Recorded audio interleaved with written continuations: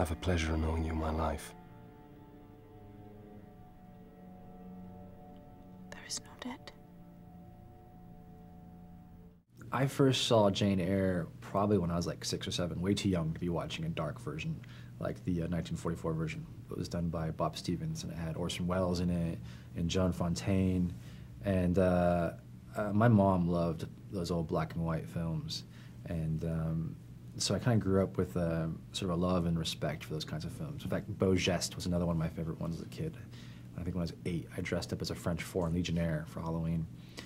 And I kind of always thought I was born in the wrong century, so I've always loved history and always been obsessed with it and studied it in college. And after Sin Nombre, I was in the UK doing promo for Sin Nombre, and I found out the BBC had a Jane Eyre version in development. I really wanted to find out what was going on with that.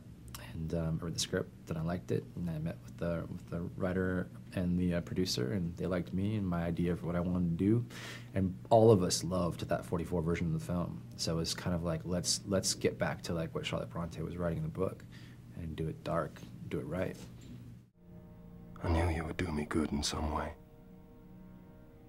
I saw it in your eyes when I first beheld you. Their expression did not strike my very inmost being so for nothing. People talk of natural sympathies. You. I think that when you have a film like Jane Eyre that's made so often, you know, this is the 19th or 20th feature version of the film. I think the main sort of Jane Eyre fans are going to go. They're going to see that movie. So the ideal is to get more people to go. You know, you have people to go see the film, and to appreciate it for more than just the fan base, to appreciate it for the qualities of Jane and the sort of the morals behind the story about integrity and about what the value of love is and being true to yourself and overcoming adversity. I think also in terms of genre, in terms of like this idea of the Gothic in the story, that will attract other people to it, and hopefully, you know, not in terms of bait and switch, but they'll come in and they'll actually be surprised by a story that when they hear it's just like English literature, actually see the value in it now. Good night then, sir. You will leave me then?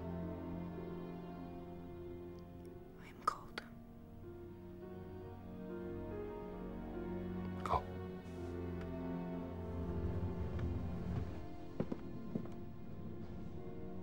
You know, you're going in blind faith when you cast in this way.